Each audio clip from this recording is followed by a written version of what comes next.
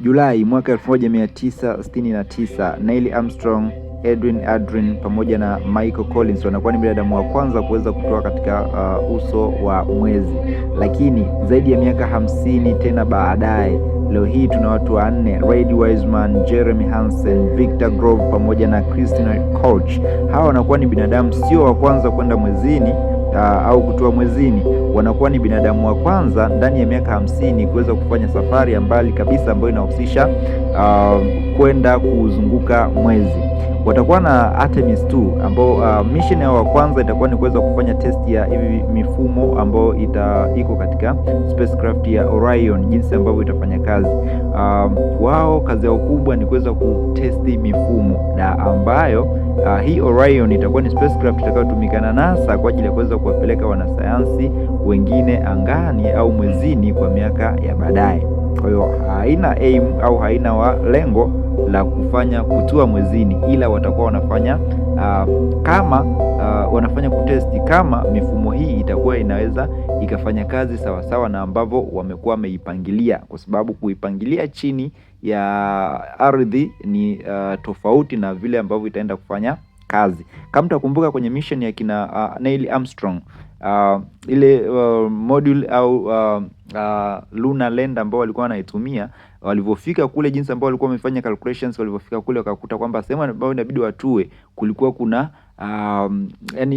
uso wa mwezi haukuwa rafiki kwa kifaa chao kuweza kutua. Kwa hiyo ilitakiwa waweze kutafuta eneo jingine ili waweze kufanyaje, waweze kutua, kitu ambacho kilichelewesha muda na wakatakiwa kuweza kurudi haraka, tofauti na ambavyo ilitakiwa waweze kukaa katika uso wa mwezi.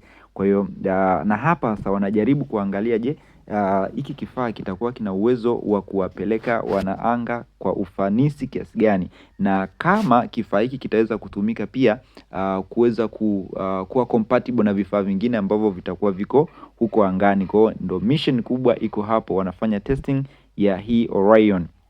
Lakini so far toka wameweza kuondoka duniani mpaka leo wamefanya ile moon flyby.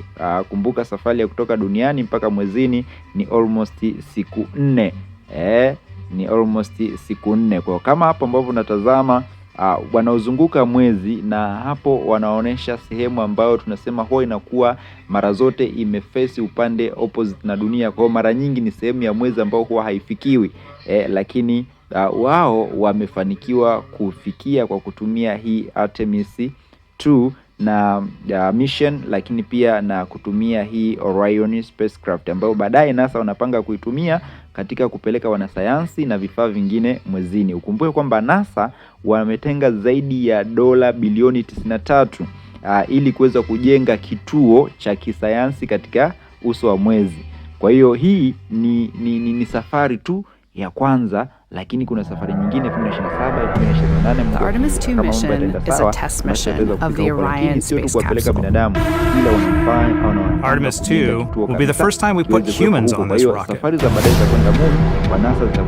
going back to the moon because it's the next step in our journey to Mars. Moon because it's the next step in our journey to Mars. We were always going to the moon. Pushing ourselves to explore is just core to who we are. It's a part of being a human. And lift off!